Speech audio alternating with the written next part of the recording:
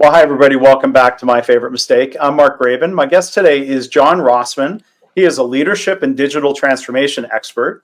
He's the author of 3 books on leadership and business innovation, including the best-selling The Amazon Way.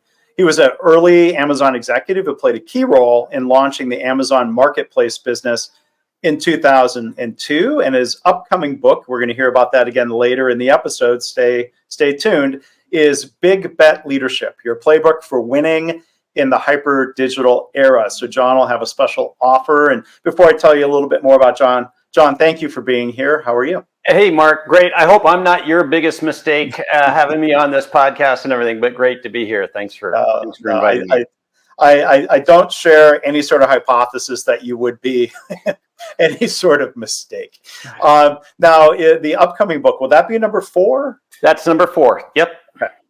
So the author of, you've already authored number 4. It is just not published yet, correct? That's right. Yeah, it's all done. It's just getting laid out right now. It'll be released February 27th. It'll be, real nice hard copy, Kindle, Audible book, and, selling through all the major channels. Yeah, well, great. We'll look forward to that. We'll look forward to hearing about your special offer later on. So John is also a leading keynote speaker on leadership for innovation, on transformation and artificial intelligence. He's given over 200 keynotes to worldwide audiences. John has served as senior innovation advisor at T-Mobile and a senior technology advisor to the Gates Foundation.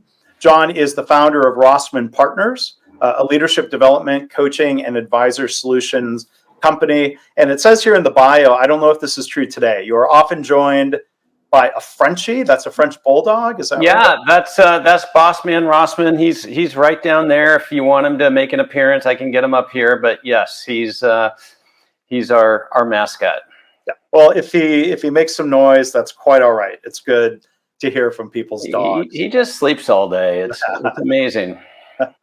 I picture him maybe drooling on the floor. Not too far from that. Yeah. Well, all right. I know our conversation is not going to lead to sleep or drooling. I think we have a lot to talk about here today. But, first things first, as we always do, John, the different things you've done in your career. I'm really curious, looking back, what would you say is your favorite mistake?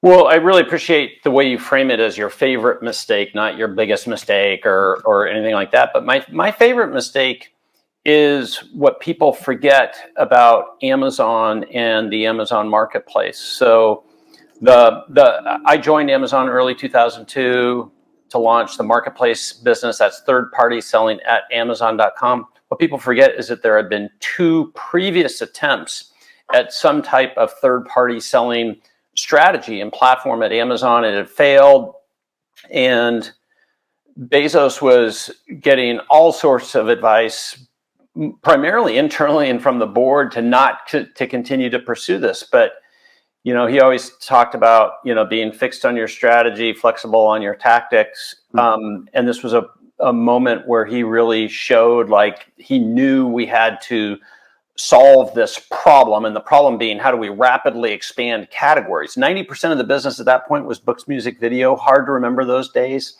Most of it was first-party retail, so Amazon purchased the inventory.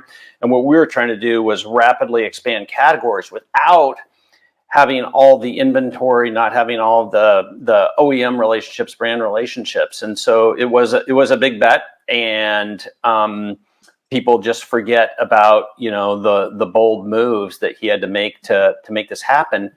And after we launched it in fall of 2002, it really took several years for the selection to fill in, for customers to get used to coming to Amazon to purchase more than just books, music, video. And when we combine the marketplace with Prime and FBA, or Fulfillment by Amazon, it was really that trifecta that was nobody ever put those pieces together. Like, that was never on the drawing board. Like, oh, well, we'll do these things in sequence.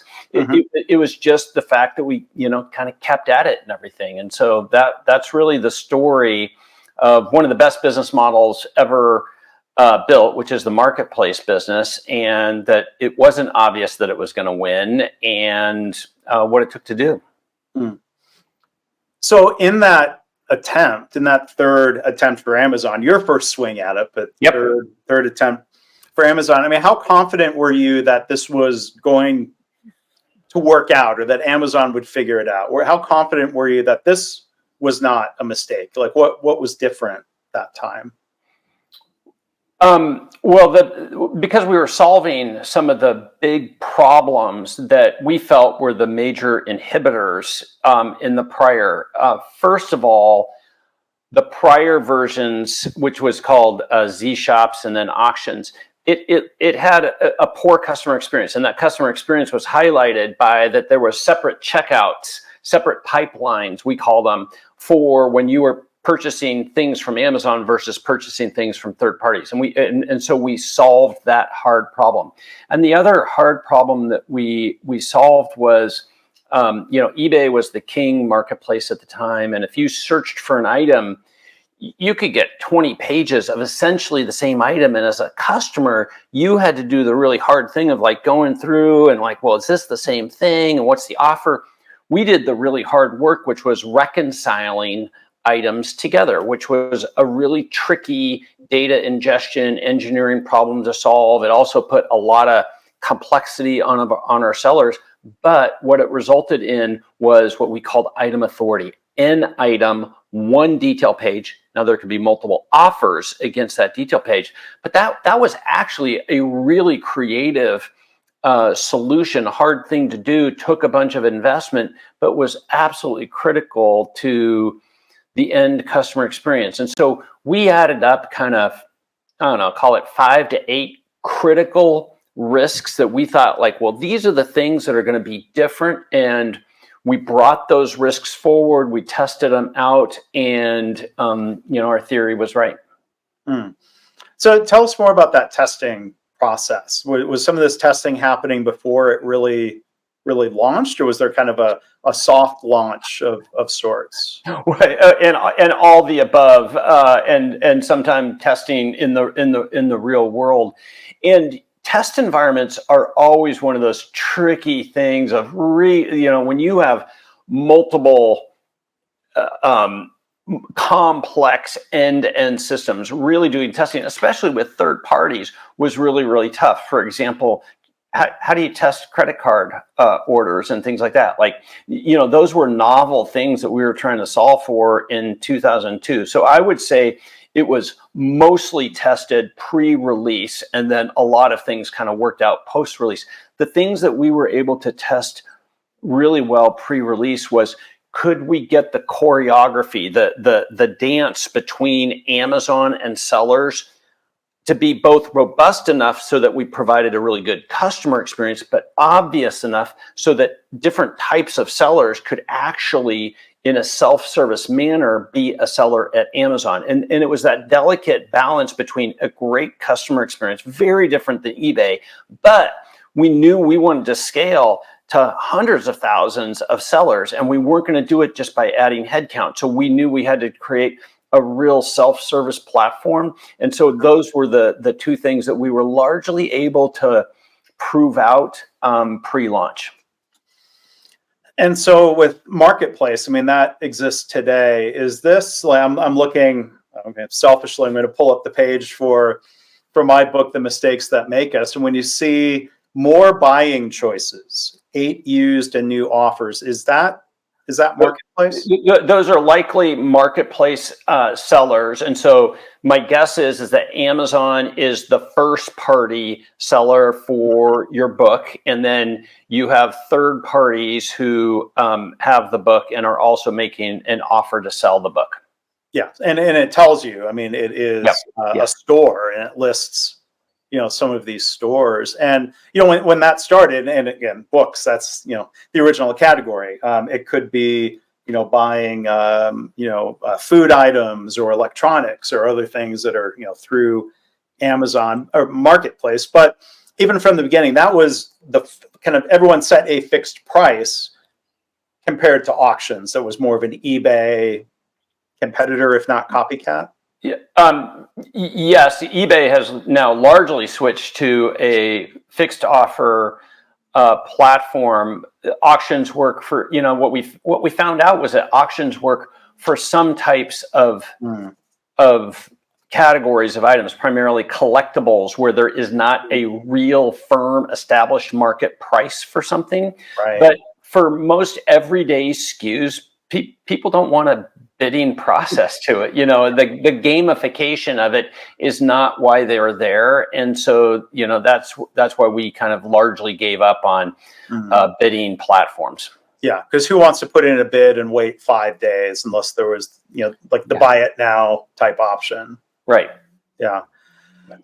So what do you remember at the time? What was the approach for evaluating this marketplace experiment? Because it seems like things ended up working out. Were there mistakes that you were all on guard for, or like how long would you give if it had really struggled? I mean, you said it took some time to fill out. How do you know of like, oh, this isn't working or it's not working yet? Well, we were able to test a lot of it just through the value proposition of can we get some major brands to sign up to participate in the initial apparel launch. And so we were able to get some great brands to sign up and participate. So to some degree, that was, you know, a test and validation right there. The other thing we had was, you know, we had a bunch of data, both internal data and external data. We knew, you know, we purposefully launched an apparel because we knew it was a good online buying category, even back in those early days that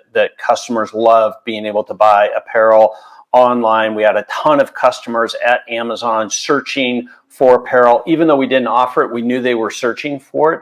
And we could track some of the other online sellers and marketplaces. So we knew apparel was a good category.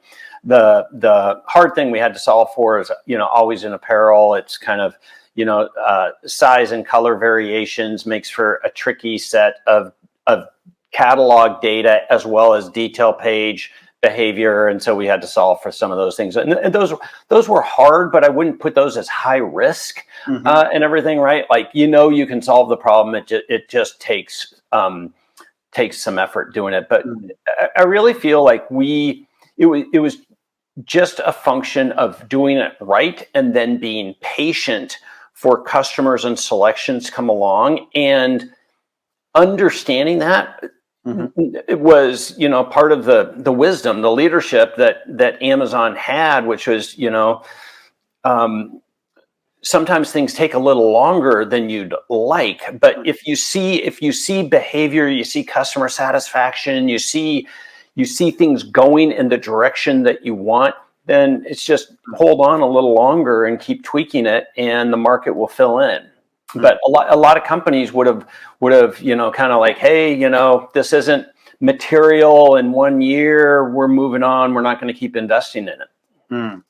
And that's the type of mistake that especially big companies make is they do the exact opposite of what you need to do. They take their businesses, their mature businesses, and then they have this little tiny incubated thing, and they go, well, we're going to prioritize things based on size, right? So all the attention goes to the big business.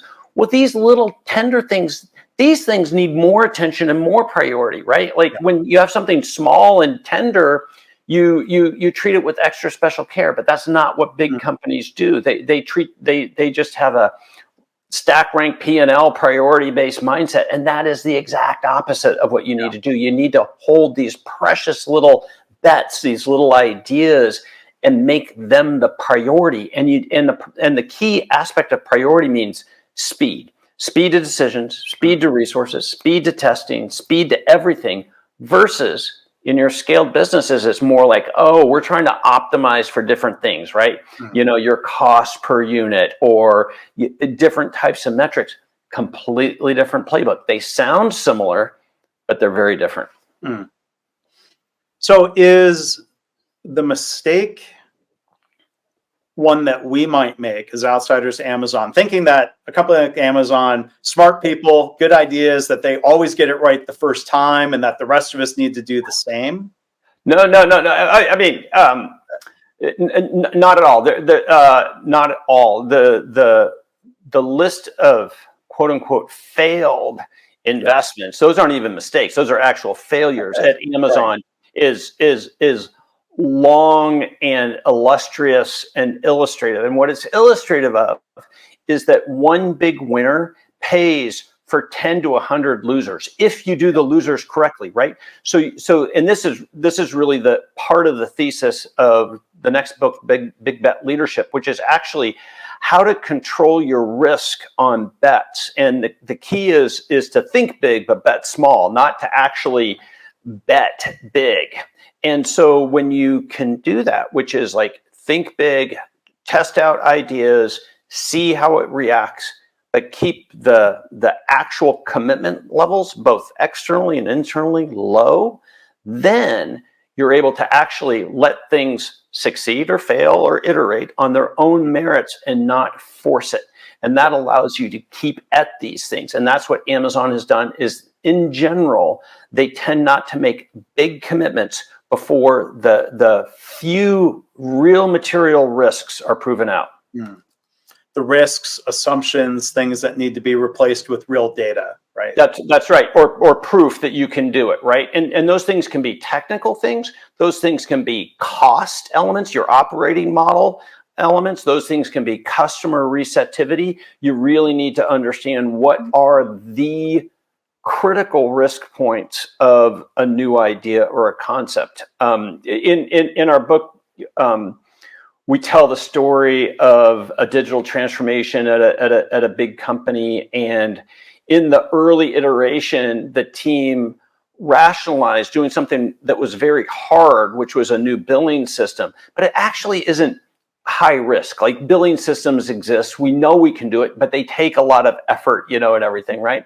And so they spent way too much time, material, expense up front building a billing system for this new product and service. They deferred the real high risk piece, which was can we get our customer acquisition costs to a level that is maintainable, that leads to a winning business.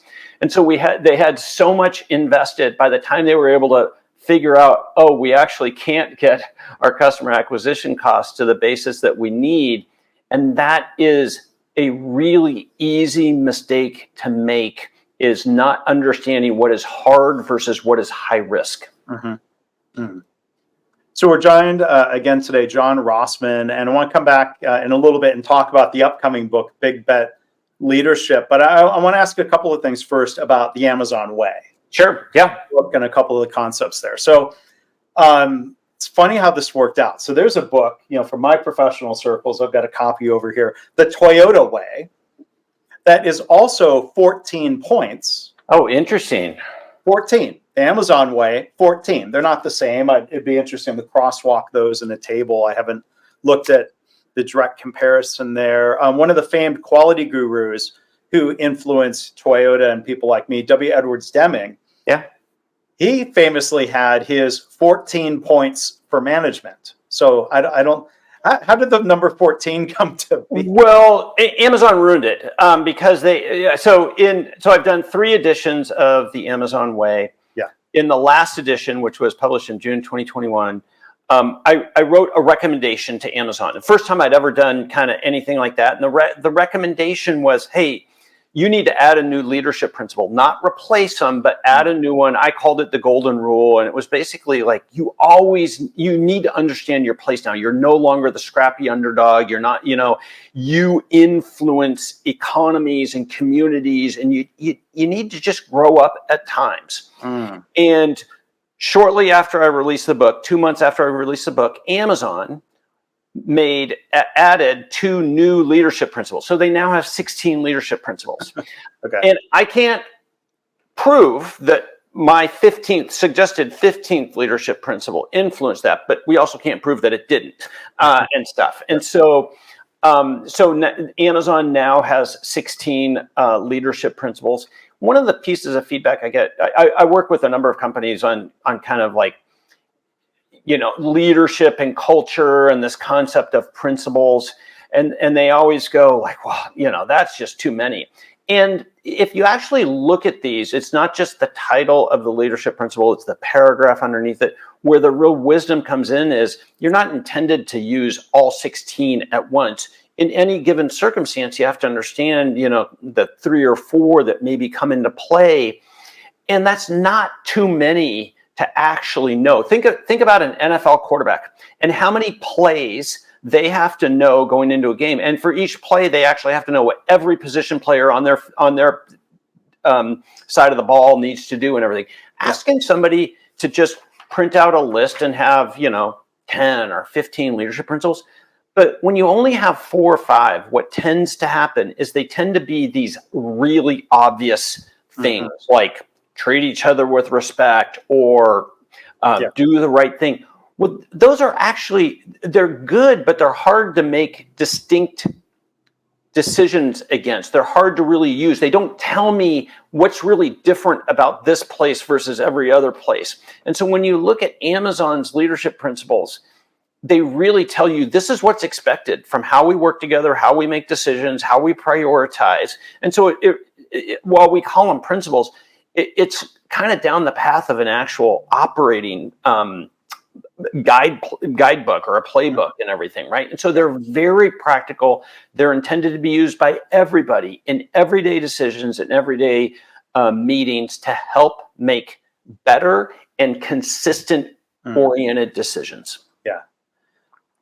And so you talk about how Amazon has become very influential. Toyota is influential. And I know people at Amazon have studied Toyota and trying to think of, how to bring Toyota production. Yeah, certainly. I mean, from a quality and lean and flow basis, everybody builds on the shoulders of everybody else, right? And so that's absolutely true. But I see organizations make, I think, 2 types of mistakes if they're trying to emulate or copy or learn from Toyota. One is trying to copy them too directly, too literally. And then the other mistake's kind of in the other direction, where they want to take the bits and pieces. Like, well, I like points 3, 12, and 13, but not the rest of them. Then, I mean, for better or for worse, then you're making up your own thing. What are your thoughts on like the? Well, I would say, my understanding, my guess is things like the Toyota way are more prone to we should be consistent across most companies that are using these. These are engineering related. Amazon's are more from a priority and culture standpoint what they are. I actually wrote an appendix in the new version of the Amazon way about building your own leadership principles. And the number one piece of advice I have is don't rush. I suggest etching them in Jello. Write out what you think your leadership principles should be. Live with them for a while. The most important thing is that the ELT, the executive leadership team, actually uses these in the way that they work together. And if after 3 or 4 months they go, okay, what's working, what isn't working? What the big mistake is that companies rush to say, oh, these are our principles, we've got these right, we're all committed to them and everything. And they actually don't work to test them out or to bake them into the culture. And the senior leaders actually don't emulate those leadership principles. Mm-hmm. So one of the Amazon Way principles says, it's number 4, leaders are right a lot. A lot. Is that a reminder? Like it's an implied, not always. I think that's a really important pickup, that a lot means a lot. It doesn't mean always, but it also doesn't mean rarely and everything, right? So maybe make that at the 80% level, you need to be right a lot. And that leadership principle is also balanced with another leadership principle, which is called bias for action. And that one reads, speed matters in business. Many decisions and actions are reversible and do not need extensive study. We value calculated risk taking. So what we're saying is you have to both be right a lot, and you need to understand what type of decision you're making. And is this one that should be made with speed and there's calculated risk, or is this a high stakes decision? We need to slow it down. So Amazon actually has a real practical metaphor, call it, that they use for this, and it's called one-way doors versus two-way doors. A one-way door decision is one that when you make it, you actually can't reverse it, right? So what do you do? Like an acquisition is a good example of a one-way door decision. What do you do with a one-way door decision? you slow it down, Mm. you debate it, you bring it to center, you think about it a lot, right? You try to propose alternatives versus a two-way door decision. A two-way door decision is one that we can make. We can see what's on the other side. We can test and learn, and we can come back. Mm. Most situations can be broken down into a set of two-way door decisions. That's really about experimentation design, right?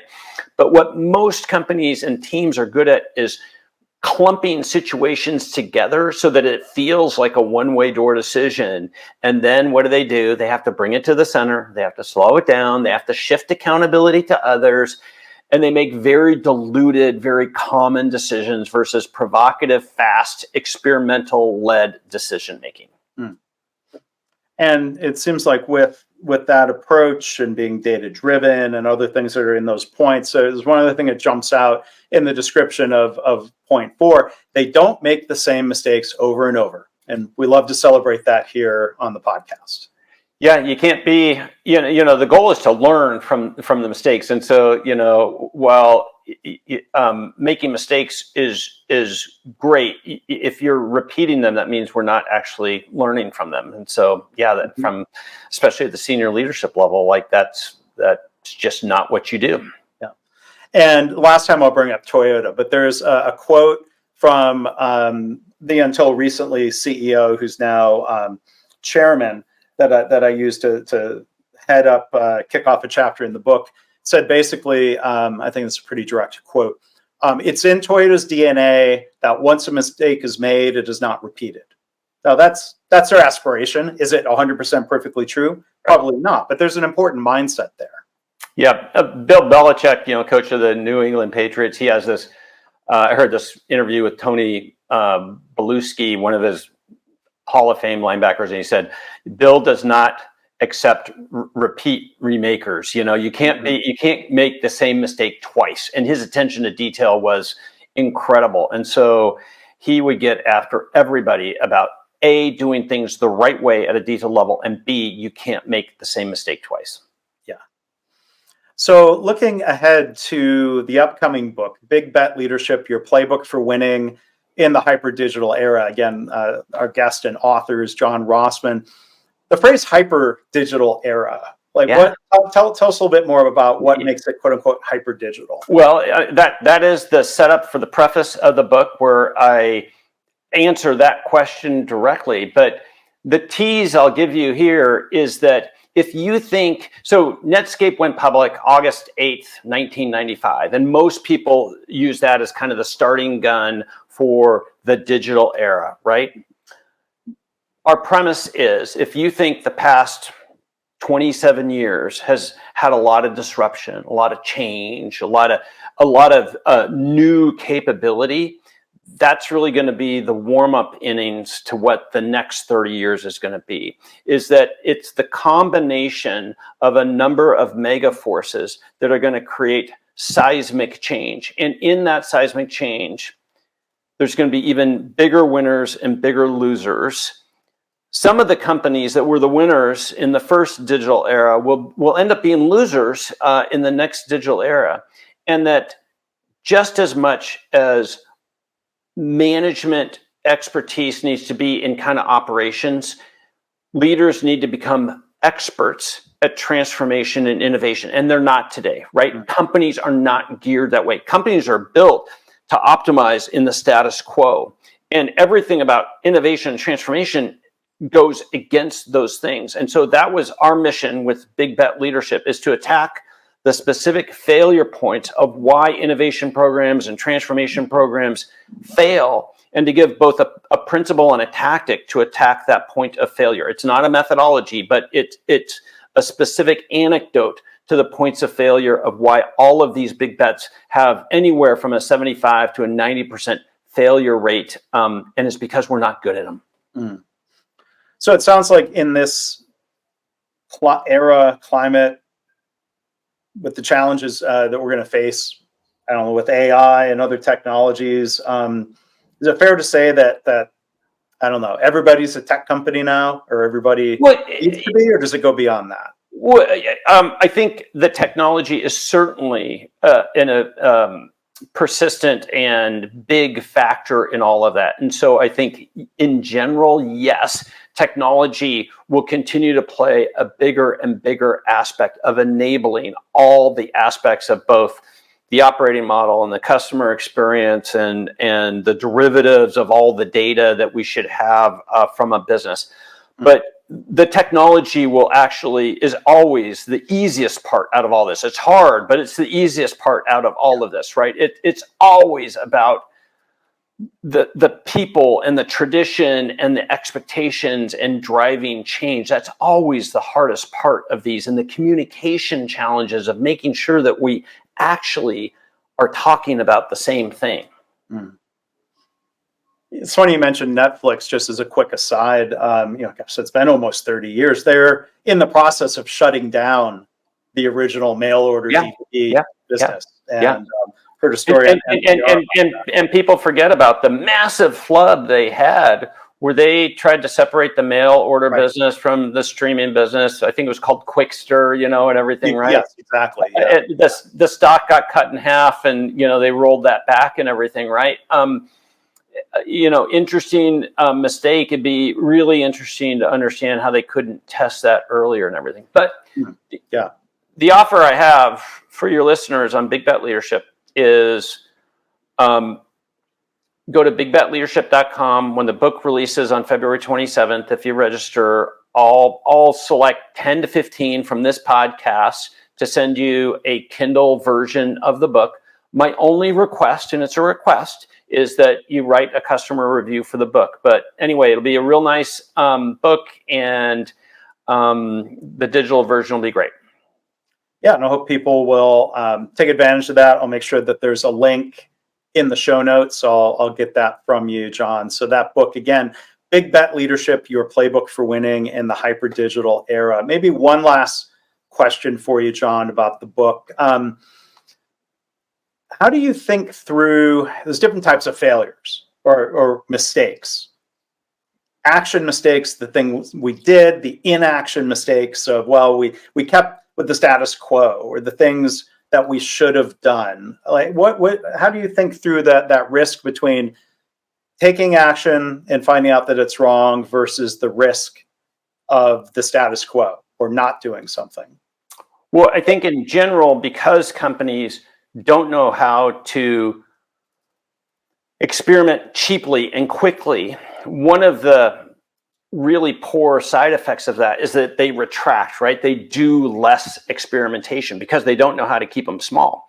And so I think the biggest point of failure is actually that they are not testing, experimenting, innovating, trying new things enough. So I think that over the longer period of time, it will be the mistakes of inaction that really sink them, and not the mistakes of action. Mm. And that makes sense, but it's people value different things. Like you hear it's bias for action or being action oriented, or it seems like it's easier to be either to take credit for or be criticized for the action. Like I think this might be dangerous to bring up. Are you a Seahawks fan? Seahawks, sure, yeah. Well, the famous play call, Pete Carroll, end of whatever Super Bowl that was, when everyone's saying you should have handed off to Marshawn Lynch. He took a risk. They threw a pass. It got intercepted. I'm not trying to gloat. I hope that's not too painful to bring up. But, I mean, that was a risky bet. And if they had handed off to Marshawn Lynch and he had gotten stuffed, it seems like one of those things, you're damned if you do, damned if you didn't. I'm thinking of a book called she's a professional gambler, and she wrote a book about Annie Duke. Yes her first book. Yes.